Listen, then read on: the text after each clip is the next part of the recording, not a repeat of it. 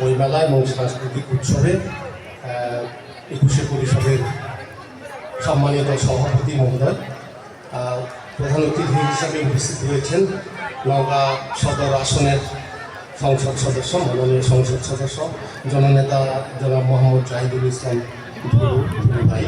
এখানে আরও বিশেষ অতিথি হিসাবে উপস্থিত রয়েছেন সম্মানীয় পুলিশ সুপার মহোদয় জনাব মোহাম্মদ তারিকুল ইসলাম, আমাদের ২১শে পরিষদের উপদেষ্টা মণ্ডলীর সম্মানিত সদস্যবৃন্দ, এখানে মেলা প্রাঙ্গণে সুধীবৃন্দ এবং সাংবাদিক এবং বিভিন্ন পর্যায়ের জনসাধারণ, বিভিন্ন শ্রেণীর পেশার মানুষ যারা এখানে উপস্থিত হয়েছেন, সবাইকে ২১শে পরিষদের পক্ষ থেকে শুভেচ্ছা জানাচ্ছি।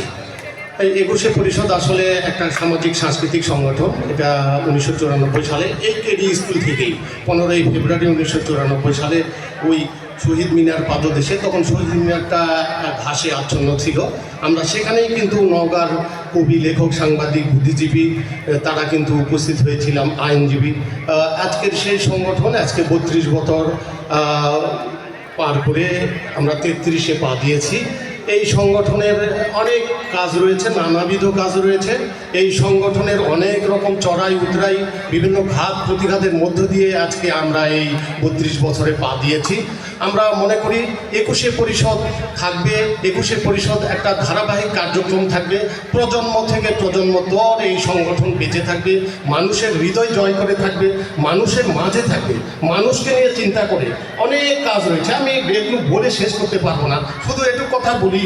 নওগাঁ যখন হ্যান্ড স্যানিটাইজার মানে তৈরি করার একটা অভাবনীয় চিন্তা আমরা শুরু করি ২০২০ সালের ৮ই মার্চ, যখন সারা দেশে করোনায় আমরা আক্রান্ত হই, তখন থেকে আমরা চিন্তা করি এবং ২০শে মার্চ এই হ্যান্ড স্যানিটাইজার আমরা কিন্তু উদ্ভাবন আমরা নিজেরাই করি।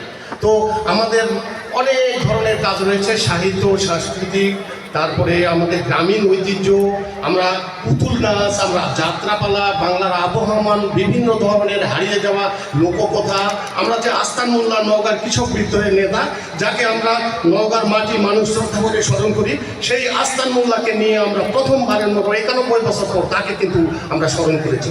আস্তান মোল্লা স্মরণে আমাদের একটা অভিনব গ্রন্থ ইতিমধ্যে প্রকাশিত হবে, সেই অপেক্ষায় রয়েছে। আমি বেশি কথা বলবো না। আজকের এই প্রধান অতিথি মহোদয়, বিশেষ অতিথি মহোদয় যারা উপস্থিত রয়েছেন তারা বলবে, তাদের কাছ থেকে আমরা কথা শুনবো। আমি শুধু এটুকুই আবেদন জানাবো যে মেলাটা যেন আমাদের নওগাঁর মেলা, প্রাণের মেলা, এবং আমরা যেন পরিচ্ছন্নভাবে এখানে যেন উপস্থিতি হই। সবার আপনাদের সহযোগিতা কামনা করছি। সবাইকে অসংখ্য অসংখ্য ধন্যবাদ।